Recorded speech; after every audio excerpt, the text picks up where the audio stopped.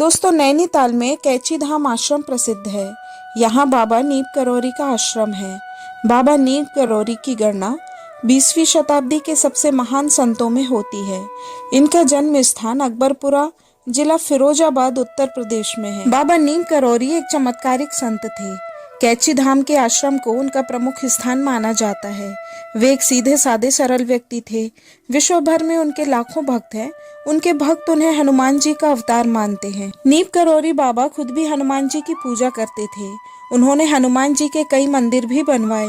जब कोई भक्त नीम करोरी बाबा के पैर छूता तो बाबा पैर छूने से मना कर देते और कहते, पैर छूना ही है तो हनुमान जी के छुओ। नीम करोरी बाबा भले ही आज जीवित नहीं हैं, लेकिन उनके भक्त श्रद्धा पूर्वक उन्हें मानते हैं। बाबा अपने अलौकिक रूप में भक्तों के बीच हमेशा विद्यमान रहते हैं। नीम करोरी बाबा की ख्याति सिर्फ भारत देश ही नहीं बल्कि विदेशों में भी फैली हुई है। नीम करोरी बाबा के भक्तों में एप्पल के मालिक स्टीव जॉब्स, फेसबुक के मालिक मार्क जुकरबर्ग और हॉलीवुड एक्ट्रेस जूलिया रॉबर्ट्स का नाम लिया जाता है। कहा जाता है कि इस धाम की यात्रा करके उनका जीवन बदल गया। बताया जाता है कि बाबा के आश्रम में सबसे ज्यादा अमेरिकी भक्त आते हैं। नीम करोरी बाबा की मृत्यु के पश्चात 1974 में स्टीव जॉब्स भी आत्मज्ञान के लिए उनके आश्रम में आए थे और इसके पश्चात ही उन्होंने आज के दौर की मशहूर कंपनी एप्पल की स्थापना की थी। मार्क जकरबर्ग जब उनके आश्रम में आए तब फेसबुक का प्रारंभिक दौर चल रहा था। यहाँ पर उनके मन में कुछ नए विचार उपजे। इस कारण ही फेसबुक आज की अपनी स्थिति को प्राप्त कर पाया है। नीम करोरी बाबा का वास्तविक नाम लक्ष्मी नारायण शर्मा था। उत्तर प्रदेश के अकबरपुर गांव में उनका जन्म 1900 के आसपास हुआ था। उनके पिता का नाम दुर्गा प्रसाद शर्मा था। 11 वर्ष की उम्र में ही बाबा का विवाह हो गया था। बाबा नीम करोरी महाराज के 2 पुत्र और 1 पुत्री हैं। 17 वर्ष की उम्र में ही उन्हें ज्ञान की प्राप्ति हो गई थी। 1958 में बाबा ने अपने घर को त्याग दिया और पूरे उत्तर भारत में साधुओं की भांति विचरण करने लगे थे। उत्तराखंड के नैनीताल के पास कैची धाम में बाबा नीम करोरी 1961 में पहली बार यहाँ आए और उन्होंने अपने पुराने मित्र पूर्णानंद जी के साथ मिलकर यहाँ आश्रम बनाने का विचार किया। बाबा नीम करोरी ने इस आश्रम की स्थापना 1964 में की थी। बाबा नीम करोरी के पास कई सिद्धियां थी, जिनसे उन्होंने कई बार बड़े बड़े चमत्कार किए। बाबा के भक्त रिचर्ड आल्पर्ट, जो बाद में रामदास बन गए थे, उनकी किताब के माध्यम से इन चमत्कारों और रहस्यों के बारे में पता चलता है। एक बार की बात है, कैची धाम आश्रम में भंडारा होना था। बड़ी संख्या में लोग भंडारे का प्रसाद ग्रहण करने आए, लेकिन इस दौरान घी कम पड़ गया।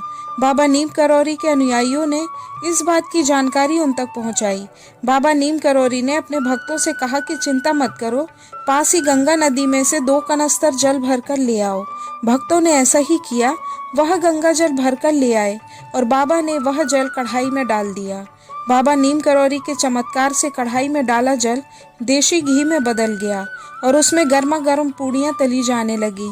सभी भक्त ये देखकर हैरान रह गए। दूसरे दिन बाबा के आदेश पर 2 कनस्तर देशी घी बाजार से लाकर गंगा मैया को वापस कर दिया गया और घी नदी में प्रवाहित कर दिया गया। यह घटना उस समय की है जब हमारे देश में अंग्रेजों का शासन चलता था। एक बार बाबा फर्स्ट क्लास कंपार्टमेंट में सफर कर रहे थे। जब टिकट चेकर आए तो बाबा के पास टिकट नहीं था। तब बाबा को अगले स्टेशन नीम करोरी में उतार दिया गया। बाबा थोड़ी दूर पर ही अपना चिमटा धरती में गाड़कर बैठ गए। ऑफिसर्स ने ट्रेन को चलाने का ऑर्डर दिया और गार्ड ने ट्रेन को हरी झंडी दिखाई, परंतु ट्रेन 1 इंच भी अपनी जगह से नहीं हिली।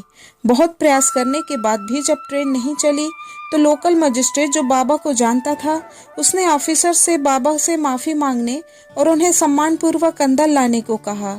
ट्रेन में सवार अन्य लोगों ने भी मजिस्ट्रेट का समर्थन किया। ऑफिसर्स ने बाबा से माफी मांगी, लेकिन बाबा ने कहा कि पहले वचन देना होगा कि नीम करोरी में उन्हें एक स्टेशन बनाना होगा। ऑफिसर्स के ऐसा करते ही नीम करोरी बाबा फिर उस ट्रेन में सवार हुए। बाबा के ट्रेन में बैठते ही ट्रेन चल पड़ी। तभी से बाबा का नाम नीम करोरी बाबा पड़ा। बाबा के भक्त रिचर्ड आल्पर्ट, जिनका नाम बाद में रामदास हो गया था, उन्होंने 1979 में नीम करौरी बाबा के चमत्कारों पर जो बुक लिखी है उसमें एक बुलेट प्रूफ कंबल के नाम से घटना का जिक्र है। बाबा हमेशा कंबल ही ओढ़ा करते थे। आज भी लोग जब उनके मंदिर जाते हैं तो उन्हें कंबल भेंट करते हैं। इसी कंबल की एक कहानी है। बाबा के कई भक्त थे, उनमें से ही एक बुजुर्ग दंपत्ति थे जो फतेहगढ़ में रहते थे। यह घटना 1943 की है। एक दिन अचानक बाबा उनके घर पहुंच गए और कहने लगे वे रात में यहीं रुकेंगे। दोनों दंपत्ति को अपार खुशी हुई, लेकिन उन्हें इस बात का दुख था कि घर में महाराज की सेवा करने के लिए कुछ भी नहीं था। उनके पास जो भी था उन्होंने बाबा के समक्ष प्रस्तुत कर दिया। बाबा वह खाकर एक चारपाई पर लेट गए और कंबल ओढ़कर सो गए। दोनों बुजुर्ग दंपत्ति भी सो गए, लेकिन उन्हें नींद नहीं आई। महाराज जी कंबल ओढ़कर रात भर कराहते रहे। ऐसे में उन्हें कैसे नींद आती। वे वहीं बैठे रहे उनकी चारपाई के पास। पता नहीं महाराज को क्या हो गया है, जैसे कोई उन्हें मार रहा है। जैसे तैसे कराहते कराहते सुबह हुई। सुबह बाबा उठे और चादर को लपेटकर बुजुर्ग दंपत्ति को देते हुए कहा, इसे गंगा में प्रवाहित कर देना, इसे खोलकर मत देखना, अन्यथा फंस जाओगे। दोनों दंपत्ति ने बाबा की आज्ञा का पालन किया। जाते हुए बाबा ने कहा कि चिंता मत करो, 1 महीने बाद आपका बेटा लौट आएगा।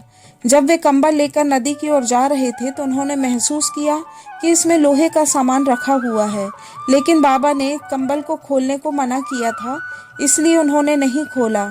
उन्हें तो बस बाबा की आज्ञा का पालन करना था। उन्होंने वह कंबल वैसी की वैसी नदी में प्रवाहित कर दिया। लगभग 1 माह के बाद बुजुर्ग दंपत्ति का इकलौता पुत्र बर्मा से लौट आया। वह ब्रिटिश फौज में सैनिक था और दूसरे विश्व युद्ध के वक्त बर्मा फ्रंट पर तैनात था। उसे देखकर दोनों बुजुर्ग दंपत्ति खुश हो गए और उसने घर आकर कुछ ऐसी कहानी बताई जो किसी को समझ नहीं आई। उसने बताया, करीब महीने भर पहले एक दिन वह दुश्मन फौजों के साथ घिर गया था। रात भर गोलीबारी हुई, उसके सारे सैनिक मारे गए, लेकिन वह अकेला बच गया। मैं कैसे बच गया यह मुझे नहीं पता। उस गोलीबारी में उसे एक भी गोली नहीं लगी। रात भर वह जापानी दुश्मनों के बीच जिंदा रहा। भोर में जब और ब्रिटिश टुकड़ी आई तो उसकी जान में जान आई। यह वही रात थी जिस रात नीम करौली बाबा जी उस बुजुर्ग दंपत्ति के घर में रुके थे। नीम करौरी बाबा आगरा से नैनीताल जा रहे थे। तभी रास्ते में उनकी तबीयत खराब हो गई, जिस कारण उन्हें वृंदावन स्टेशन पर ही उतरना पड़ा। आनन फानन में उन्हें अस्पताल में भर्ती कराया गया। बाबा ने तुलसी और गंगा जल ग्रहण कर 11 सितंबर 1973 को अपने प्राण त्याग दिए। वृंदावन में नीम करौरी बाबा का समाधि मंदिर स्थित है। नीम करौरी बाबा का समाधि स्थल नैनीताल के पास पंतनगर में है। यह एक ऐसी जगह है जहां कोई भी मुराद लेकर जाए तो वह खाली हाथ नहीं लौटता। यहाँ बाबा नीम करौली की एक भव्य मूर्ति स्थापित की गई है। नीम करौरी बाबा ने अपने जीवन के आखिरी पड़ाव तक संपूर्ण भारत एवं अन्य देशों की यात्राएं की। बाबा श्री हनुमान जी के भक्त थे तथा उन्होंने भारत में 108 हनुमान मंदिरों का निर्माण कराया। उनके नाम से अमेरिका तथा मेक्सिको में भी हनुमान मंदिर स्थापित किए गए। नीम करौरी बाबा हनुमान जी के भक्त थे या स्वयं हनुमान जी का अवतार थे, यह तो कोई भी नहीं जानता, लेकिन वह अलौकिक रूप से आज भी अपने भक्तों के लिए उनकी सहायता करने के लिए मौजूद रहते हैं। इसलिए उनके आश्रम में आज भी लाखों की संख्या में श्रद्धालु उनके भक्त वहां उनके दर्शन करने के लिए उपस्थित होते हैं। दोस्तों, यह वीडियो आपको कैसी लगी कृपया कमेंट करके जरूर बताएं। साथ ही चैनल को सब्सक्राइब करें, लाइक और शेयर करें। धन्यवाद। नमस्कार।